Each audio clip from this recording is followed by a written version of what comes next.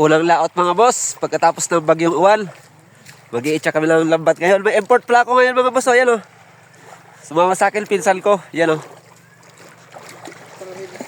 Mag-i-itcha kami ng lambat ngayon. Hindi pa pwede dumayo dahil stop buying pa. Stop buying pa ng Red Solo. Tsaka wala rin ice na madadala. Dahil di po bumabalik yung kuryente dito sa amin. Sana pala rin.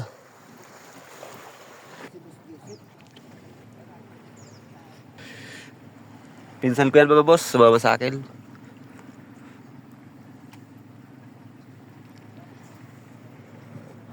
Ayun lang yung isa, paalis na oh. Wala kayo mga dalang yellow mga boss dahil wala pang gumagawa. Di pa kasi bumabalik yung kuryente. Kakatapos lang namin mag-itcha mga boss ng lambat. Nasaan yung paltaw lake? Ayan o.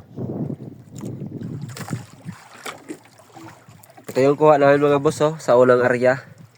Naka-area ulit yung lambat namin. Pero dito na sa bandang tabi. Kasi kanina doon sa bandang laot, lakas ng hangin doon. Ayan o. Mga 10 kilos, lagpas 10 kilos. Naka-area ulit yung lambat.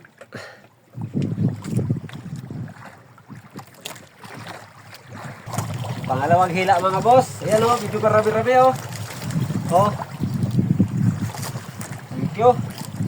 Mas marami-rami ito kaysa kanina, yung unang hila.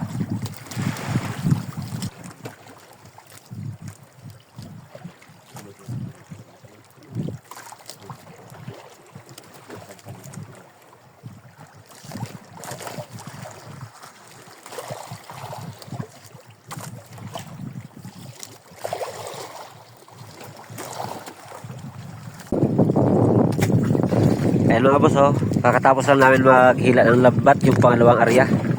Ayan oh, halos na triple yung dami kanina.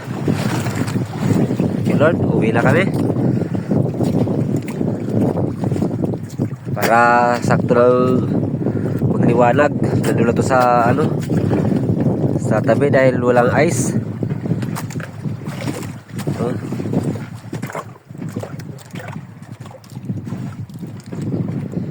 Sige lang muna mga boss, update ko kayo kung ilang kilo to. Yan o.